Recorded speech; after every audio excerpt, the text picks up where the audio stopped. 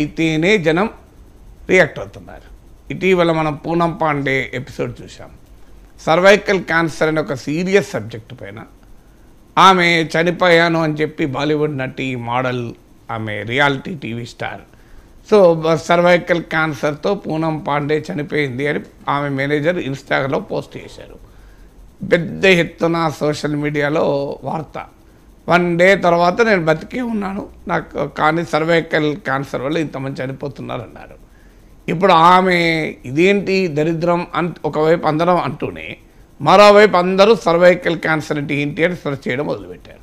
ఇప్పుడు one of the most searched words అంటది.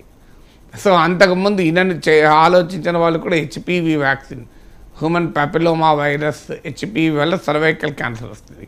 అసలు హెచ్పివి వ్యాక్సిన్ అంటే ఏంటిది, సర్వైకల్ క్యాన్సర్ అంటే ఏంటిది అని చదవడం మొదలుపెట్టారు, చర్చించడం మొదలుపెట్టారు.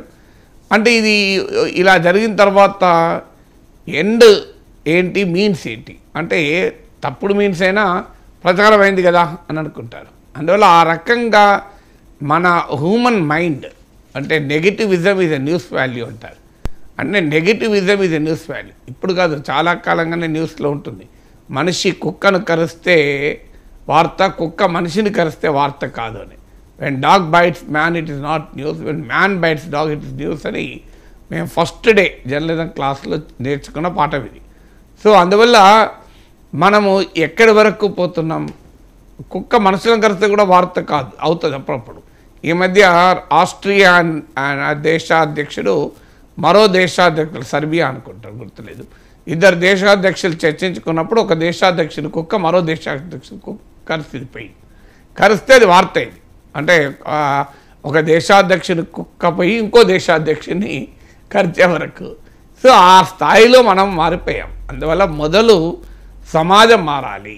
సమాజంలో సీరియస్ పొలిటికల్ డిస్కోర్స్ను రిసీవ్ చేసుకునే స్థాయిలో సమాజంలో విజ్డమ్ పెరగాలి, సమాజంలో ఆలోచన సరళి పెరగాలి.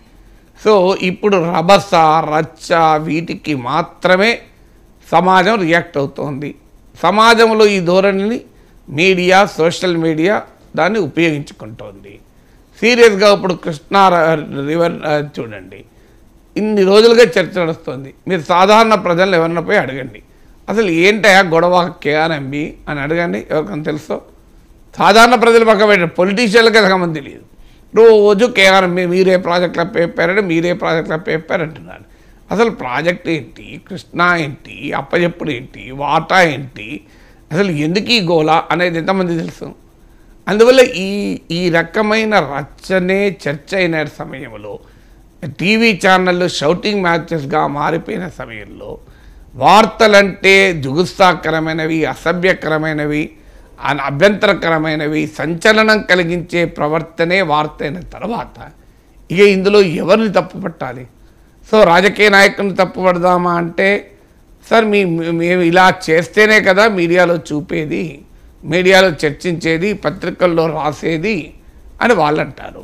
మీడియాని అడిగామనుకోండి, వాళ్ళు అలా చేస్తున్నారు కనుకనే మేము రాస్తున్నాం, చూపెడుతున్నాం కదా, అలా రాస్తే చూపెడితేనే ప్రజలు అట్రాక్ట్ అవుతున్నారు కదా, మరి మేము ఉన్నది ఎందుకు, మా పత్రిక ఎక్కువ మంది చదవాలి, మా టీవీ ఎక్కువ మంది చూడాలి, మా యూట్యూబ్ ఛానల్కు ఎక్కువ వ్యూస్ రావాలి కదా అని వాళ్ళు అంటున్నారు. ప్రజలు అడిగారనుకోండి, మేము ఏం చేయాలి సార్, అవే చూపెడుతున్నారు కదా, అవే రాస్తున్నారు కదా అంటారు. తప్పేవరిది? ఇప్పుడు ఎవరికి అర్థం కాని ఒక దుస్థితిలో మనం ఉన్నాం. అందువల్ల రాజకీయాల్లో భాష అభ్యంతరకరం అనే దాంట్లో భిన్నాభిప్రాయం లేదు.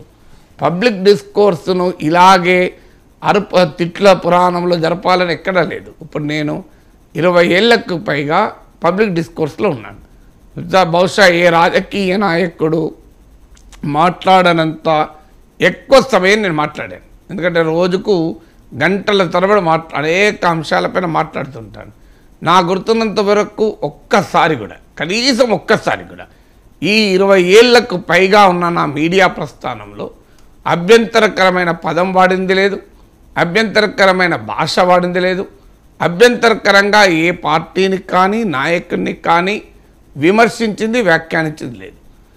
కానీ నేను విమర్శించలేదా అంటే చాలా ప్రభుత్వాలను తూర్పారపట్టిన సందర్భాలు ఉన్నాయి, కానీ ఏనాడు ఎలాంటి అభ్యంతరకర పదం వాడలేదు. మరి వాడకపోయినా లక్షల మంది కోట్ల మంది చూడలేదా నేను? అంటే రాజకీయ నాయకుడు ఆలోచన